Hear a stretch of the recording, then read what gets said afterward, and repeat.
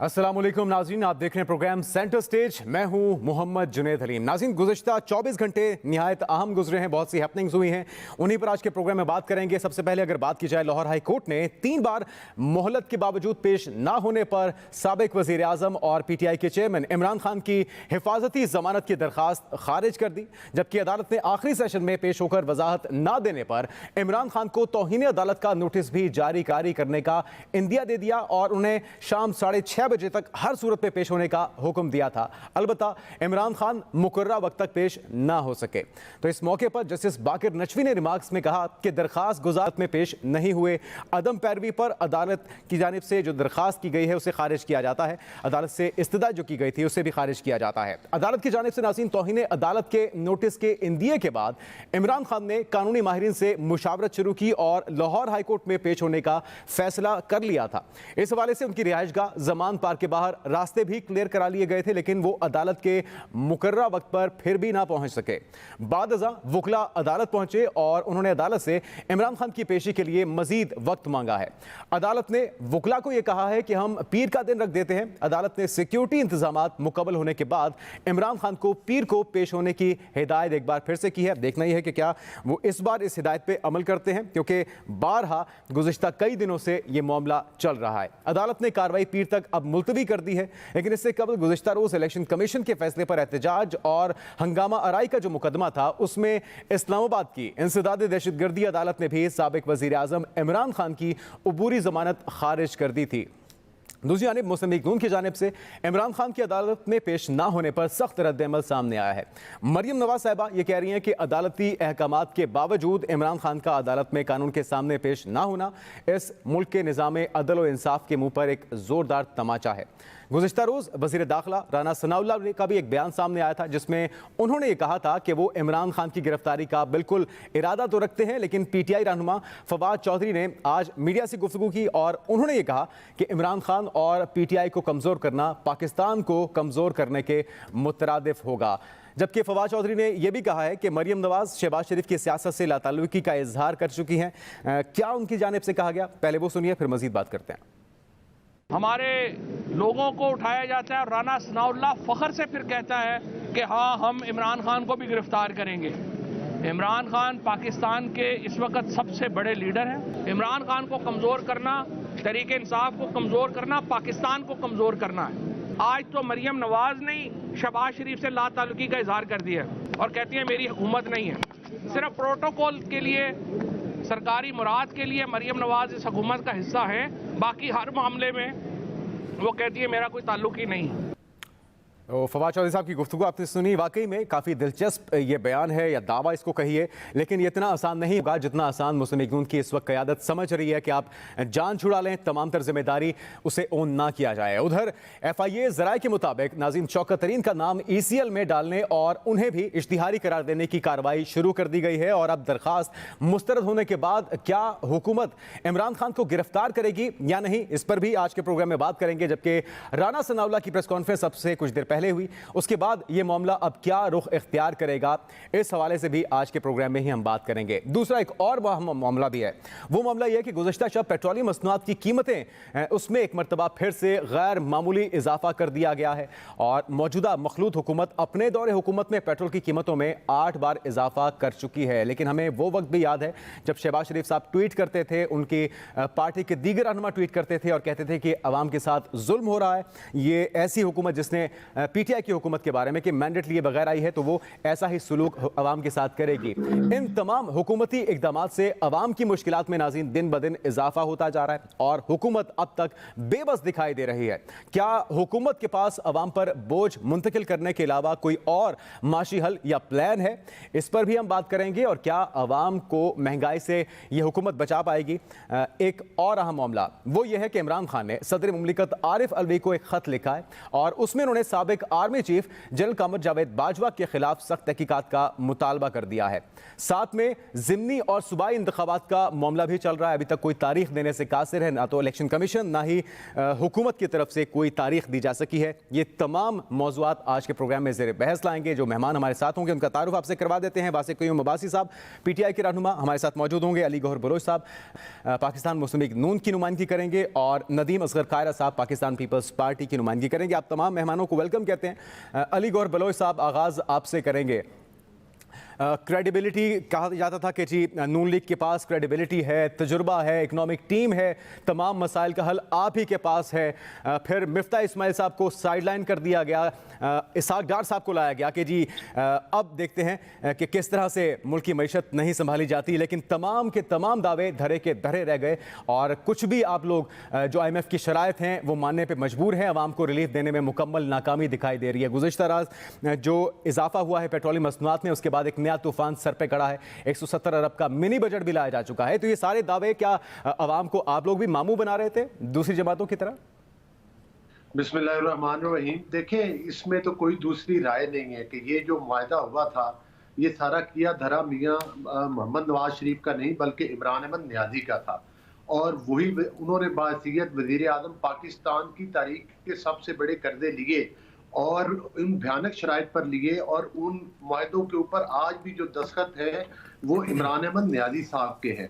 लिहाजा उन मुआहदों को जो है वो किसी भी स्टेट का काम होता है, हुकूमत का काम होता है कि वो उनसे दाएं बाएं नहीं हो सकती। और यही वजह है कि अगर आज कीमतें पेट्रोलियम की बढ़ रही हैं, आज हम दीगर जो महंगाई की मतलब है कि लपेट में हमारा मुल्क, तो उसमें इमरान अहमद नियाज़ी ने ये दस्तखत किए थे कि हर महीने अशिया की कीमतें बढ़ेंगी। तो लिहाजा आपको पता है कि इसके बरअक्स इमरान अहमद नियाज़ी को ऐसा मुल्क नहीं दिया गया था। जिस वक्त उन्होंने हुकूमत संभाली थी उस वक्त मुल्क के हालात बहुत बेहतर थे, पाकिस्तान के मुआशी हालात बहुत बेहतर थे। अगर वो धरने ना किए जाते, अगर वो इमरान प्रोजेक्ट इस मुल्क में लॉन्च ना किया जाता, अगर 2018 के इलेक्शन ना चुराए जाते और इन नलायकों को मुल्क के ऊपर मुसल्लत ना किया जाता, तो आज पाकिस्तान के मुआशी हालात इस तरह से ना होते। यकीनी तौर पर महंगाई मैं कता कलामी की माजरत चाहूंगा। गौहर बलोच साहब, जो आप दावे कर रहे हैं यही दावे तो PTI कर रही है। और अगर आप लोग इतने ही बेबस थे, इतनी ही बारूदी सुरंगें बिछाई गई थी, इतने ही बुरे हालात थे मुल्क की इकोनॉमी के, तो फिर जिम्मेदारी आपने क्यों ली? मिफ्ता इस्माइल साहब को क्यों हटाया? इसहाक डार साहब को क्यों लाया गया? अगर सारी शराइत आप IMF की मान रहे हैं और आप मजबूर हैं तो फिर मकसद क्या था हुकूमत में आने का? देखिए, जो इसहाक डार और मिफ्ता साहब की बात है वो वज़ीर आज़म का इख्तियार होता है। वो अपनी पार्टी में जाहिर है बेशुमार होते हैं जो कि मतलब है कि किसी चीज़ को और जिम्मेदारियों को संभाल सकते हैं और वो अपनी टीम के चुनाव के बारे में कोई भी वज़ीर आज़म बेहतर समझता है। दूसरी बात ये है कि मिफ्ता इस्माइल साहब भी हमारी ही पार्टी के थे और इसहाक डार साहब भी जाहिर है पहले भी वजीर खजाना। इसहाक डार साहब वही वजीर खजाना है जिन्होंने 2013 के जो हमें चैलेंजेस थे, जिसमें लोड शेडिंग थी, जिसमें मुल्क में आपको पता है वो तो माजी का किस्सा हो गया ना। कब तक गौहर बलोच साहब इसी चीज को हम अपना क्रेडिट गर्दानते रहेंगे? वो माजी का किस्सा हो गया। आज के हालात की जिम्मेदारी आप लोग लेने के लिए तैयार नहीं है। मैं दोबारा आपकी तरफ आऊंगा, जरा मौका दीजिएगा, बाकी मेहमानों को भी शामिल गुफ्तगू करते हैं। मैं दोबारा आता हूँ, मैं दोबारा आपकी तरफ आता हूँ। वासिक क़य्यूम साहब, अगर हम माजी के हालात के ऊपर इसी तरह से मट्टी डाल के आगे बढ़ेंगे और नहीं, वो फिर इसी तरह से तो इमरान खान साहब भी कहते हैं ना कि जी माजी में बहुत करप्शन हुई है, इन लोगों को कैफे किरदार तक पहुंचाया जाए, इनका एहतसाब होना चाहिए। आप लोग कहते हैं कि जी मुल्क की मईशत पे, मिसाल की मईशत पे बात की जाए। इसी तरह माजी पे दोनों ही जमातें बात करती रहेंगी। बात है इस वक्त मौजूदा सूरत हाल की, इसकी जिम्मेदारी आखिर कौन लेगा? वासिक क़य्यूम साहब, हम यहाँ से आगे चलते ना, सुन जी यहीं से आगे चलते हैं। वासिक क़य्यूम साहब, इमरान खान साहब सदर मुमलिकत को खत लिखते हैं साबिक आर्मी चीफ के खिलाफ इकदाम करने के लिए। क्या वो सदर मुमलिकत से कहेंगे कि वो इस मामले का भी नोटिस लें? ये जो अवाम पे महंगाई के बॉम्ब गिराए जा रहे हैं, और क्या आप लोग भी जिम्मेदारी लेंगे कि 3.5 साल जो आपने मुआहदे किए थे उसी का तसलसल है जो अवाम भुगत रही है आज? अगर सारे मुआहदे हमारे थे और हमारे मुआहदों के मुताबिक ही चलना था तो फिर इनकी शक्लें तो अच्छी थी नहीं कि इनको लेके आगे। भाई आप लोगों को किसी वजह से लेके आए थे ना, और पूरा एक उसके ऊपर आप समझे कि other than PTI national consensus बनाया गया कि भाई जो इस पाकिस्तान की मईशत डूब रही है तो हमें एक बड़ी आला टीम चाहिए। तो उस टीम ने क्या किया पिछले 9 माह में? बड़ी अजीब बात है कि जब गुफ्तगू करते हैं कि भाई पिछले 9 माह में क्या हुआ, तो मुस्लिम लीग नून के साथी जो भी हैं वो 2013 से किस्सा शुरू करते हैं। तो क्या आप तारीख के औराक से क्या आप ये सफ़े फाड़ देंगे 9 महीने के जो आपने गुजारे? और लेट्स सपोज ये आपका अगर जो बयानिया है, अगर आप समझते हैं कि ये बयानिया ठीक है और इल्ज़ाम पीटीआई पे है, तो फिर इलेक्शन से क्यों भाग रहे हैं? इसकी कोई वजह बयान कर दे। आज पूरे पाकिस्तान में शोर अच्छा, शराबे वासिक साहब, खान साहब भी आपके जो पार्टी के चेयरमैन हैं, साबिक वजीर आजम भी हैं, वो भी इन तमाम मसाइल का और जो इकोनॉमिक क्राइसिस है उसका हल आम इंतखाबात को करार दे रहे हैं। आपके पास वो कौन सा प्लान है? क्योंकि आप लोगों के पास भी आपके दावों के मुताबिक 200 से 300 ऐसे एक्सपर्ट्स थे, ऐसी टीम मौजूद थी जिसके बाद मुल्क के तमाम बुरानों पर आपने काबू पाना था। 3.5 साल आप लोग अपनी टीम ही बदलते रहे। आपके जो ओपनर थे असद उमर साहब, उन्होंने जिम्मेदारी नहीं ली। उसके बाद फिर अब्दुल हफीज शेख साहब, उसके बाद शौकत तरीन साहब। ये सारा कुछ कब तक चलता रहेगा? और अगर दोबारा आप भी आ जाएं हुकूमत में, क्या प्लान है आपके पास? अगर ये सारे अंदाजे भी आप लगा लें तो पोस्ट कोरोना बड़ी बड़ी स्टेबल इकोनॉमीज भी तबाह हुई, लेकिन पाकिस्तान को हमेशा सराहा गया और जो मेजर्स हमारी हुकूमत ने लिए। लेकिन बहरहाल मैं आपसे ये जो बात करना चाह रहा हूँ कि चलो 2018 से लेके 2.5 साल हम लोग रहे, 5 साल ये रहे, 7 साल ये रहे, भूखा मांगे 2 रोटी। आज जिस घर में चूल्हा नहीं जल रहा उसका जिम्मेदार कौन है? बड़ी मुख्तसर बात पूछ रहा हूँ। और आप बताइए कौन है जिम्मेदार? क्योंकि वो तो यही कह रहे हैं कि आपके 3.5 साल कारकर्दगी या मुआहिदों का तसलसल है जिसे हम भुगत रहे हैं। और जाते जाते खान साहब ने ऐसे मौके पे जब पेट्रोलियम मसनूआत की कीमतें बढ़ानी थी, 10 रुपए की कमी कर दी, 450 अरब का नुकसान पहुंचाया मईशत को आपने। अगर इनके नैरेटिव में जान है तो इलेक्शन से क्यों भाग रहे हैं भाई? अवाम पाकिस्तान इस बात से बाखूबी वाकिफ है भाई कि ये अब ये पिछले 8-9 माह में क्या हुआ और कल जो 170 अरब रुपए का नया बॉम्ब फाड़ा गया और ये गिराया गया अवाम के ऊपर। सेल्स टैक्स को बढ़ा, जनरल सेल्स टैक्स में सेल्स टैक्स बढ़ाए गए, फिर उसके बाद लग्जरी आइटम के ऊपर, लग्जरी आइटम के शैम्पू लग्जरी आइटम में खुदा कॉफी करें भाई। मेरे जिनके पास कोई प्लान नहीं है, सिर्फ अपने नैब के केसेस से बचने के लिए उन्होंने ये किया, जिसका मुंह बोलता सबूत है गवर्नमेंट में आते 1100 अरब माफ करें। इसके अलावा कोई प्लान नहीं है इनके पास। कायरा साहब, आपके ख्याल में जिस तरह से पीटीआई के दोस्त मुसलसल ये मुतालबा करें कि फौरी इंतखाबात करवाए जाएं, आप लोगों ने पीडीएम की हुकूमत में, चले आप तो पीडीएम का हिस्सा नहीं थे लेकिन हुकूमत का हिस्सा तो हैं, ये दावा करके आए कि नाकाम हुकूमत है, इनसे हुकूमत नहीं चल रही, इकॉनमी नहीं संभाली जा रही, हम आके मसाइल का हल निकालेंगे। 8-9 महीने में आपने मुल्क की मईशत का बेड़ा गर्क कर दिया और अब आप लोग जिम्मेदारी भी नहीं ले रहे। तो आप नहीं समझते कि आम इंतखाबात ही करा दिए जाए ताकि कोई मैंडेट लेने वाली हुकूमत आके मसाइल का हल निकाल पाए? पहली बात है कि आपने खुद ही सवाल किया पीटीआई के मेरे दोस्त से कि आपके पास कौन सा प्लान है। अगर आप इलेक्शन की डिमांड कर रहे हैं तो आप मुस्तकबिल में कौन सी आपकी तरजीहात हैं उनकी भी वजाहत कर देते, लेकिन उन्होंने इलेक्शन की ही बात की और करप्शन के ऊपर। ये तो इनका नैरेटिव जो है ये बड़ा पुराना है कि करप्शन की बात करते हैं। बात आपकी बिल्कुल वजह है, मैं उस बात से इत्तफाक करता हूँ कि जब हम आए थे तो क्या बरूदी सुरंगों का जिक्र इमरान खान साहब ने नहीं किया था? उन्होंने ये नहीं कहा था कि मैं बरूदी सुरंगे पे खोद कर जा रहा हूँ, ये आएंगे तो इनको अंदाज़ा हो जाएगा। तो वो आप पूरी कौम के सामने है। अगर उस वक्त मुल्क जो है वो तरक्की कर रहा था, वो आगे लेकर जा रहे थे, महंगाई नहीं थी, तो उस वक्त इमरान खान साहब को जो उनके बाई इलेक्शन हो रहे थे उनमें क्यों शिकस्त हो रही थी? उसी वजह से हो रही थी कि उस वक्त महंगाई थी और आज भी महंगाई है, इससे कोई इनकार नहीं कर सकता। मैं खुद नहीं इनकार कर सकता कि बिजली के बिल बढ़ रहे हैं, तेल बढ़ गया, इतना ज़्यादा तेल बढ़ गया कि जो बड़ी गाड़ियां चलाने वाले लोग हैं वो आज सोच रहे हैं कि हम छोटी गाड़ियां ले लें। तो कायरा साहब, ये सिलसिला रुकेगा कहाँ पे? क्योंकि आप लोग मुसलसल ये कह रहे हैं कि जी हम मसाइल का हल तलाश कर लेंगे, हमारे पास तजुर्बा है, क्रेडिबिलिटी है, लेकिन वो दिखाई क्यों नहीं दे रहा?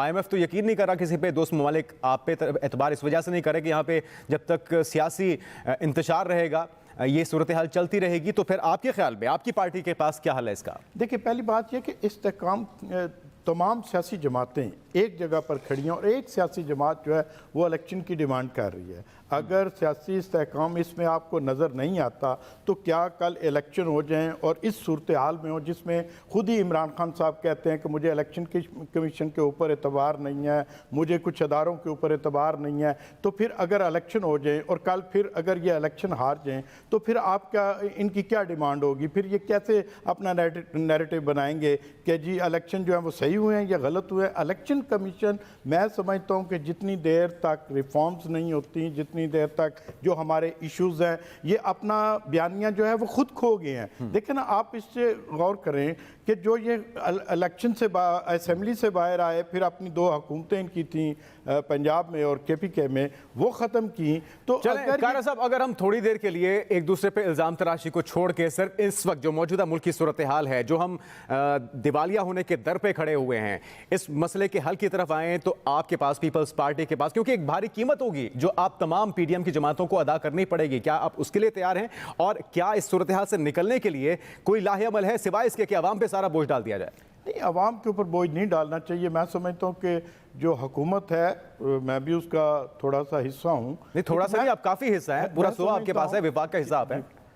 जो पहली बात यह है कि अमीर लोगों के ऊपर टैक्सेस लगने चाहिए, अमीर लोगों की जो चीज़ें हैं उनके ऊपर टैक्सेस लगने चाहिए, गरीब आदमी को कम से कम रिलीफ मिलना चाहिए, जो जिसके लिए कोशिश भी हो रही है। देखिए, जब आप महंगाई की दलदल में फंसते जा रहे हैं, उससे निकलने का एक ही तरीका है कि आज हम सारी सियासी जमातें एक प्लेटफॉर्म पर बैठें, वहाँ पर बैठ कर एक लाएअमल इख्तियार करें। जितनी देर तक इमरान खान साहब हों, जमात इस्लामी हो, तमाम सियासी जमातें हों, वो एक टेबल पर नहीं बैठेंगी, मैं समझता हूँ कि ये जो मसाइल हैं ये बढ़ते जाएंगे। तब तक आप इलेक्शन भी नहीं करवाएंगे?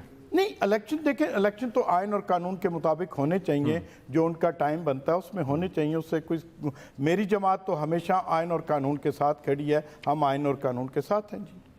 ठीक है, आइन और कानून के साथ तो आप, लेकिन इलेक्शन मुकर्रर वक्त पे होने का एतराफ़ करते हुए अभी तक डेट्स अनाउंस नहीं की जा रही, ना KP में ना पंजाब के अंदर। और ये जो महंगाई का तूफ़ान है, आने वाले दिनों में इसके असरात बर्दाश्त करने के लिए क्या ये तमाम सियासी जमातें तैयार हैं? इस पर मज़ीद बात करते हैं एक ब्रेक के बाद।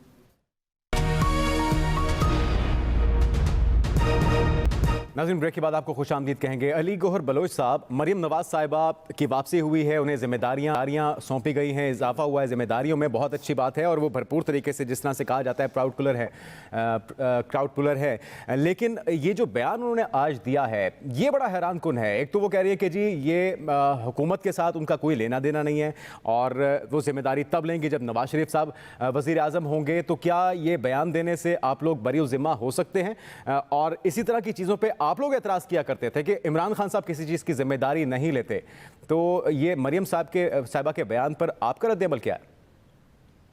देखिए, बात ये है कि जो मरियम साहिबा ने बयान दिया है, वो यकीनी तौर पर जो इस वक्त हमारी हुकूमत है वो एक इत्तेहादी हुकूमत है, और जिसमें तमाम पॉलिटिकल पार्टी जो कि पहले अपोजिशन में थी, आज वही इत्तेहाद जो है वो आज हुकूमत में है। तो मरियम साहिबा ने इस पैराए में बात की है कि जब 2013 से 18 तक के जो चैलेंजेस थे, वो मरियम साहिबा, उस वक्त नवाज शरीफ साहब प्राइम मिनिस्टर थे और मुस्लिम लीग नून की हुकूमत थी, तो जाहिर है कि उन्होंने उस वक्त अपने उन चैलेंजेस को जो है वो मतलब है कि कबूल भी किया और उन चैलेंजेस पर काबू भी पाया। लेकिन अभी वो कह रही हैं कि ये हमारी हुकूमत नहीं है, ये आपकी हुकूमत नहीं है, तो फिर किसकी हुकूमत है? वजीर आजम किसके हैं? नहीं, उनका पार्टी के सदर है। मुस्लिम लीग की सिर्फ हुकूमत नहीं है, ये PDM की हुकूमत है। जाहिर है इत्तेहादियों की हुकूमत है, इत्तेहादियों की मशावरत के साथ चलना पड़ता है। वो उन्होंने इस पैराए में उन्होंने ये नहीं कहा कि इस हुकूमत से मेरा कोई लेना देना नहीं है। उन्होंने ये कहा है कि जब उनका मकसद ये बात करने का कि नवाज शरीफ साहब अगर प्राइम मिनिस्टर बनते हैं, और इंशाअल्लाह ताला वो बनेंगे, और मुस्लिम लीग नून अगर अक्सरियत लेती है, तो हम ज्यादा बेहतर तरीके के साथ उन चैलेंजेस के ऊपर जो है वो काबू पा सकते हैं और पाकिस्तान को फिर से इंशाअल्लाह उन बहरानों से निकाल सकते हैं जिनसे आज पाकिस्तान को इमरान अहमद नियाज़ी साहब ने दो चार किया। ये वो इमरान अहमद नियाज़ी साहब हैं जो कल तक कहते थे कि जनाब वो ताकतवर के लिए कानून को नीचे लाना पड़ेगा। आज वो ताकतवर जो है वो कानून को फेस करने से भाग रहा है, आज वो अदालतों का सामना करने से भाग रहा है। और लेकिन उनका इल्जाम यह है कि आप लोग उन्हें इंतकाम का निशाना बना रहे हैं, उनके पार्टी के लोगों को गिरफ्तारियां हो रही हैं और जान जान के आप लोग उनको इस वजह से निशाना बना रहे हैं ताकि असल मसाइल की तरफ से अवाम की तवज्जो हटाई जा सके। देखें, क्या आप समझते हैं कि जो फवाद चौधरी साहब ने बयान दिया, अगर उसके ऊपर उनकी गिरफ्तारी हुई तो क्या वो कानून और आइन से हटके हुई? क्या जो इनके बाकी लोगों ने जुबानें इस्तेमाल की हैं वो कानून से और आइन से हटके हैं? क्या शौकत तरीन साहब ने जो अपने मतलब है कि सूबाई वज़ीर ख़ज़ाना को मतलब है कि पाकिस्तान के IMF प्रोग्राम के मतलब पाकिस्तान की दुश्मनी पर उतर आए हैं कि वो तो ये चाहते ही नहीं थे कि IMF जो है वो अपना प्रोग्राम जो है वो दोबारा पाकिस्तान के साथ कंटिन्यू हो, और उसके लिए उन्होंने मतलब है कि सरेआम एक खुला देखिए फिर ये तजाद आ जाता है ना। आप लोग कहते हैं कि जी सबको एक टेबल पे आके बैठना है, इन बहरानों से निकलने के लिए मिसाके मईशत की जरूरत है। तो मिसाके मईशत करने के लिए आप एक तरफ गिरफ्तारियां करेंगे तो दूसरी तरफ आप क्या तवक्को करते हैं कि वो आपके साथ एक टेबल पे आके बात करेंगे? देखिए, बात यह है कि जजेस को अपने जलसों में खड़े होकर धमकियां लगाना, और वो भी किसी खातून जज को। आज भी इमरान अहमद नियाज़ी साहब तो किसी न किसी सूरत निज़ाम के लाडले माने जा रहे हैं, और इसी लाडलेपन ने पहले पाकिस्तान की माशी जड़ों को खोखला किया है।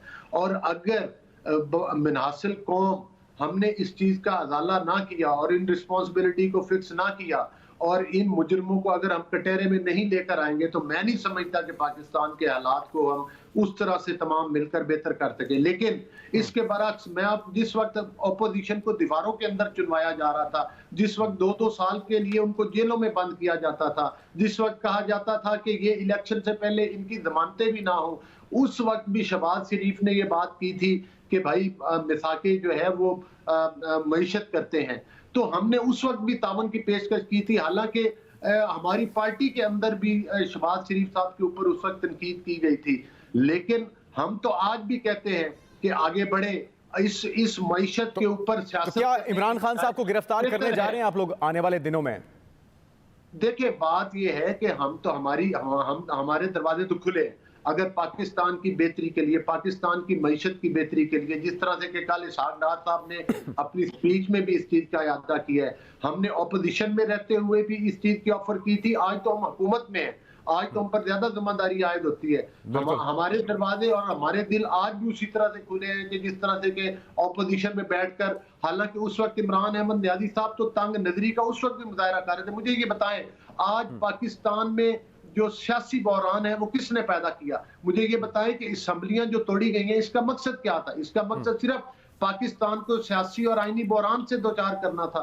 और जो कल तक कौमी असम्बली से इस्तीफे दिए, कभी अदालतों में जाते हैं कि हमारे इस्तीफे कबूल किए जाए, कभी अदालतों में जाते हैं कि जनाब हमें असम्बलियों के अंदर आने दिया जाए।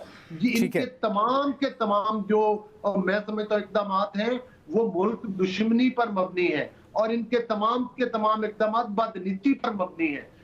इन बदनीयत लोगों से हम ये तवक्को नहीं कर सकते कि ये पाकिस्तान की बेहतरी का सोचेंगे। ये तो कहते थे कि भाई करप्शन के ऊपर बात करते थे, जब खुद अपनी हुकूमत आई तो पाकिस्तान को दोनों हाथों के साथ लूटा। अगर पाकिस्तान की तारीख के सबसे बड़े कर्जे लेकर पाकिस्तान के ऊपर लगा दिए जाते तो शायद आज हमें इन हालात को ना देखना पड़ता। उस वक्त तो अब ये कहते हैं कि हमने इतने अरबों रुपए सुनामी ट्रीज पर लगा दिए, इतने अरबों रुपए BRT पेशावर के ऊपर लगा दिए, और किस किस तरह के स्कैंडल आए। आपको याद है कि आटे और चीनी के स्कैंडल, और मतलब है कि जी अफगानिस्तान में एक्सपोर्ट कर दिया और पड़ा इधर रही गंदम, और फिर कागजों में ही वापस मतलब है खरीद ली।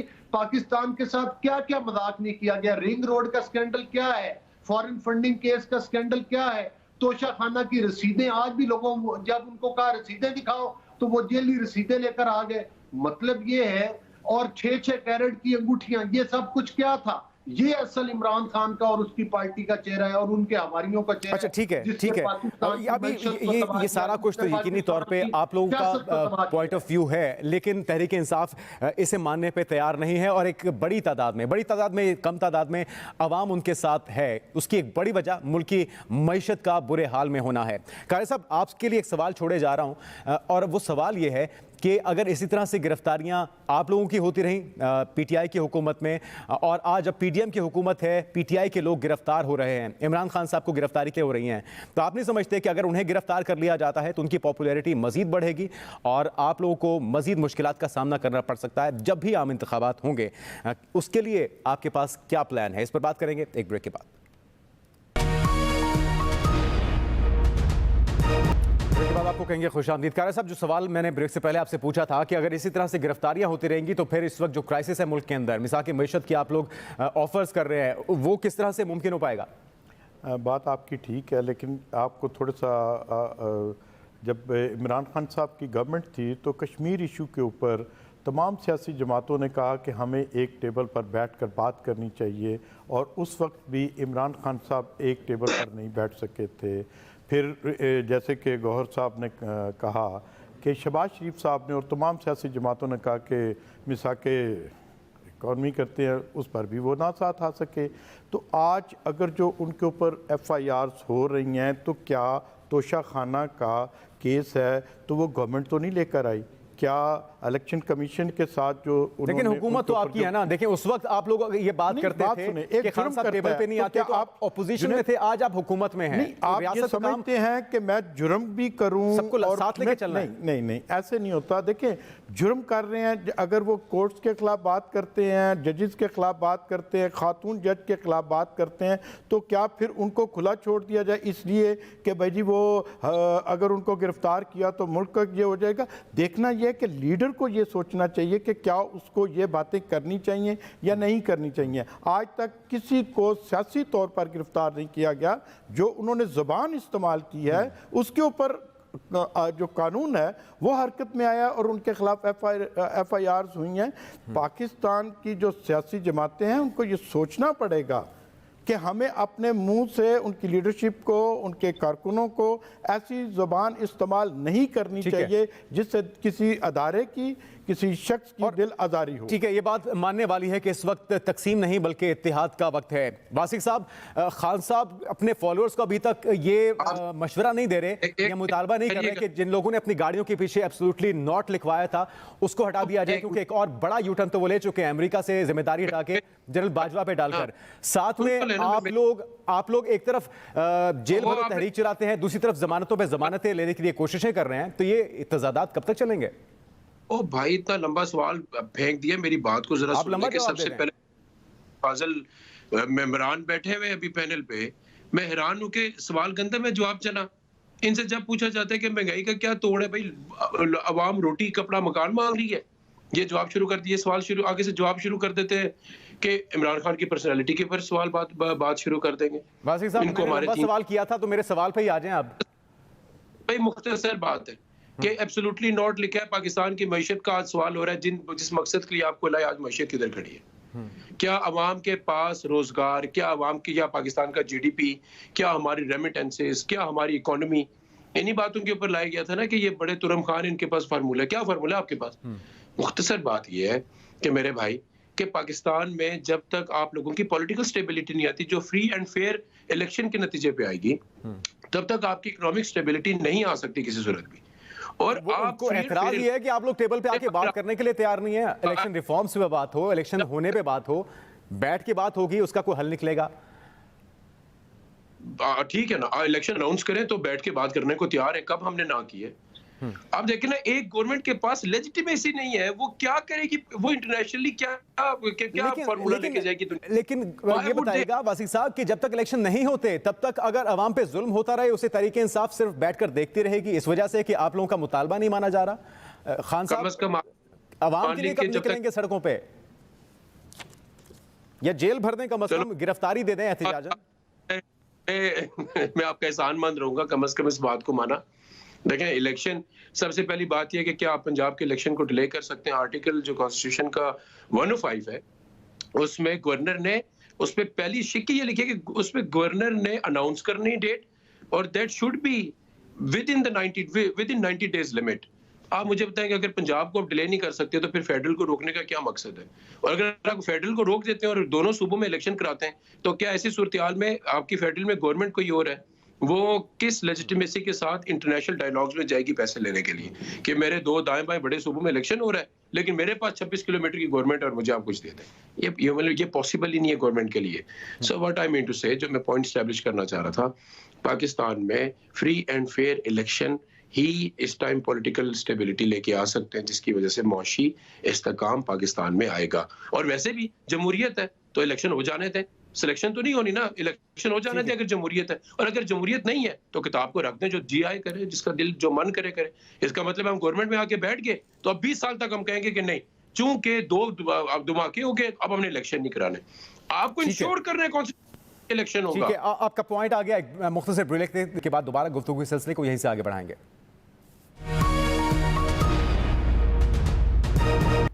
ब्रेक के बाद आपको खुशामदीद कहेंगे। कारा साहब, वासिक क़य्यूम साहब ये कह रहे हैं कि आपकी हुकूमत को भी लाया गया है, तो वही इल्ज़ाम जो आप उन पे लगा रहे थे उनकी तरफ से आप पे भी लगाया जा रहा है। पहली बात यह है कि भाई है डिप्टी स्पीकर रहा है, उसको इस बात का अंदाज़ा होना चाहिए कि लाए तो वो गए थे जब 2018 में, और फिर जनूबी पंजाब से भी लोग ला कर दिए गए और मुख्तलिफ सियासी जमातों से उनको लोग ला कर दिए गए, और फिर इलेक्टेबल्स के नाम पर उन्होंने अपने नज़रिए से भी हटे और उनको टिकट्स दिए। लाए नहीं गए थे, नो कॉन्फिडेंस से आपको हटाया गया था, वो एक जमहूरी हक था। आप उसी गवर्नमेंट में बैठे रहते, उसी असेंबली में बैठे रहते जिससे आप भाग कर बाहर आए, उसमें बैठकर आप भी नो कॉन्फिडेंस लेकर आ सकते थे। आपके साथ भी सियासी जमातें आपके इत्तेहादी थे, आपके उन्हीं इत्तेहादियों ने हमें वोट दिए तो वो गरदार भी हो गए और उनके ऊपर इल्ज़ामात भी लगाए। आप अगर 26 किलोमीटर की मेरा भाई बात कर रहा था, तो भाई आपके पास तो 60% पाकिस्तान था, 10% आप कर लें KP के, तो उसमें आपने कौन से तीर मारे थे? उसमें भी उस वक्त आटे का स्कैंडल चल रहा था, ये सारे स्कैंडल आ रहे थे। आप अगर इतने ही प्रेशराइज करने के लिए आप कौमी असम्बली से निकले, 2 असेंबलियां आपने डिसॉल्व की, तो अब आपके लिए बेहतर यह है कि आप अदालतों से भाग रहे हैं। बेहतर यह है कि इमरान खान साहब अपनी जमानत पीछे लें और जाकर जेल में बैठें और देख लें कि कितने लोग बाहर आते हैं। जिस तरह 25 मई को लोग बाहर आए, जिस तरह वो बातें नहीं, तो आपको नहीं लगता कि अगर इमरान खान को गिरफ्तार किया जाता है तो ये आप लोगों के अपने ही नुकसान में रहेगी? नहीं, हमें गिरफ्तार करने की क्या जरूरत है? जाए ना कोर्टों में पेश हों, अपने मुकदमात को सामना करें, और कोर्ट से अगर उनको जमानतें मिल जाती हैं तो गवर्नमेंट कैसे उन्हें गिरफ्तार कर सकती है? अच्छा, अली गौर साहब, अगर अदालत उन्हें जमानतें नहीं देती तो फिर जरूर गवर्नमेंट गिरफ्तार। दो चीजों का मैं आपसे जवाब चाहूंगा। एक तो ये कि इलेक्शन वक्त पे करवाने जा रही है ये हुकूमत, या ऐसा कोई इरादा नहीं है जब तक हालात आपके ख्याल में माशी तौर पे बेहतर नहीं होते? और अगर इसहाक डार साहब भी कंट्रोल नहीं कर पाते मईशत को, तो क्या कोई और ऑप्शन है आपके पास? कोई और एक्सपर्ट है जो कि हालात को काबू कर सके? देखिए, बात यह है कि पाकिस्तान के हालात तो इंशाल्लाह माशी तौर पर बेहतर होंगे। जाहिर है कि अभी तो इसके अलावा कोई दूसरा रास्ता नहीं है कि IMF का जो प्रोग्राम है उसको कंटिन्यू किया जाए। लेकिन जाहिर है कि मतलब है कि इसके बाद अगली हमारी प्रायोरिटी यही होगी कि इस IMF के प्रोग्राम से पाकिस्तान को बाहर निकाला जाए। दूसरी बात यह है कि जब आप इलेक्शन पे बात कर रहे हैं, जब आप आइन और कानून पे बात कर रहे हैं, तो आपको याद होगा कि जब लास्ट हल्का बंदियां हुई थी जिनसे हम इलेक्ट हुए और आज भी उन असम्बलियों का हिस्सा हैं, उन असम्बलियों में ये तय पाया था, ये कानून साजी हुई थी कि वो सिर्फ एक इलेक्शन के लिए हैं और मर्दमशुमारी दोबारा की जाएगी और दोबारा हल्का बंदियां की जाएंगी। उसके लिए इलेक्शन कमीशन ने बारहा दफा इमरान नियाजी की हुकूमत को खतूत लिखे, लेटर्स लिखे कि भाई आप मर्दमशुमारी करवाएं, लेकिन इमरान अहमद नियाजी साहब ने उन लेटर्स का जवाब तक नहीं दिया। यानी कि आपके ख्याल में बॉल इलेक्शन कमीशन के कोर्ट में है, उन्होंने डिसाइड करना है।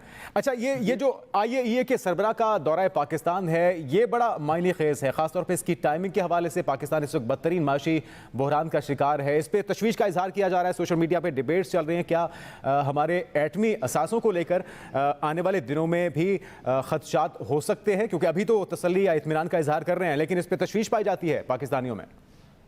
नहीं, देखें, इसमें तो कोई दूसरी राय नहीं है कि हमारा जो एटमी प्रोग्राम है वो अल्हम्दुलिल्लाह महफूज हाथों में है। और मैं समझता हूँ कि सियासी इख्तलाफात अपनी जगह पर, लेकिन आपको पता है कि ये वही एटमी प्रोग्राम है जिसको चावी के मकाम के ऊपर उस वक्त भी मियां नवाज शरीफ साहब के ऊपर, आपको पता है ना कि पूरी दुनिया से कितना प्रेशर था कि आप धमाके ना करें।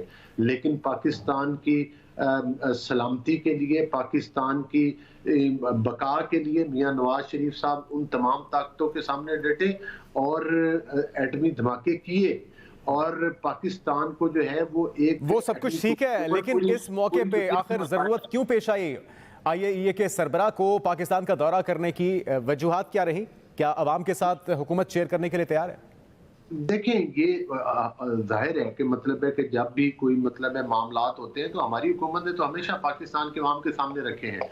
और मैं नहीं समझता कि इन चीज़ों के साथ कोई खुदा न खास्ता कि पाकिस्तान के एटमी प्रोग्राम, अगर हम उस वक्त उन हालात में डट सकते हैं तो हम ये समझते हैं कि पाकिस्तान के एटमी प्रोग्राम के लिए हमारी हुकूमत जो है वो जीरो टॉलरेंस दिखाएगी और इसके ऊपर कोई कंप्रोमाइज नहीं किया जा सकता और इसका सवाल ही पैदा नहीं होता, चाहे वो कोई हमें इस चीज के ऊपर हमें, हमारी कौम को, हमारी अफवाज को, हमारी हुकूमतों को, हमारी पॉलिटिकल पार्टीज को, मैं समझता हूं कि इस इशू के ऊपर कोई भी डिक्टेट नहीं कर सकता। इस पर मैं चाहूंगा कायरा साहब आपकी भी इसमें क्योंकि इनपुट शामिल होना चाहिए, आप भी हुकूमत का हिस्सा हैं। ये बड़ा हसास मामला है पाकिस्तानियों के लिए क्योंकि हमेशा हमें यही बताया गया कि हम एक एटमी ताकत हैं और हमारे पड़ोस में जो हमारा पड़ोसी मुल्क है वो हमारे अंदर इंतशार चाहता है और उस इंतशार को मुमकिन न बनाने की एक बड़ी वजह हमारा एटमी ताकत होना है। इस मामले को लेकर पीपल्स पार्टी की राय क्या है और क्या कोई टाइम फ्रेम आप देख सकते हैं कि कब तक हालात में बेहतरी हो पाएगी? देखें, ये टाइम फ्रेम तो आपके सामने ही है। जिस तरह जब आपने किसी से चीज़ मांग कर अपने मुल्क को चलाना हो तो फिर आपको पता है कि उनकी शराइत जो हैं वो सख्त होंगी, जिसकी वजह से आप टाइम फ्रेम नहीं दे सकते कि हम कितने अरसे में इसके ऊपर कंट्रोल कर लेंगे। लेकिन मैं समझता हूं तो इस विजिट को हम जोड़ सकते हैं इस मामले के साथ भी, IMF की कर्ज ना मिलना, पाकिस्तान में क्राइसिस का होना, IAEA के सरबराह का पाकिस्तान आना। हमें इस मामले में जिसका आप जिक्र कर रहे हैं, हम एटमी ताकत हैं, इसमें कोई शक नहीं है, लेकिन इसमें तमाम सियासी जमातों को, उनकी लीडरशिप को ये ज़रूर सोचना चाहिए कि क्या हम अगर इसी तरह के जो ख्यालात का इज़हार जिस तरह इमरान खान साहब या कोई और बहुत सारे लीडर करते हैं, अगर यही हमारा रवैया रहा तो फिर हमें बहुत बड़ी इसकी कीमत अदा करनी पड़ेगी। मैं समझता हूँ कि हमें इस वक्त, जो मैंने पहले भी जिक्र किया और अभी भी जिक्र करता हूँ, कि हमने अपने जो एटमी ताकत है हम उसको भी महफूज रखना है और अपने मुल्क को भी महफूज रखना है। तो फिर मेरी राय यही है कि एज ए कारकुन कि हम तमाम सियासी जमातों को एक टेबल पर बैठना चाहिए और बैठकर इसका हल निकालना चाहिए। ये ना समझें कि इससे किसी की जीत होगी, किसी से हार होगी। मैं समझता हूँ इससे अगर जीत होगी तो वो सिर्फ पाकिस्तान की जीत होगी, पाकिस्तान के लोगों की जीत होगी। वो उसी सूरत में हो सकती है जब हम अपने मफादात को पीछे छोड़ें और एक टेबल पर बैठकर पाकिस्तान को मुकद्दम रखा जाए, तब इंशाल्लाह हम आगे ले जा सकते हैं। नदीम कायरा साहब, अली साहब और वासिक क़यूम साहब, तमाम मेहमानों की तशरीफ़ का बहुत शुक्रिया। आज के प्रोग्राम से नाज़रीन इतना ही, इजाज़त दीजिए, अल्लाह हाफ़िज़।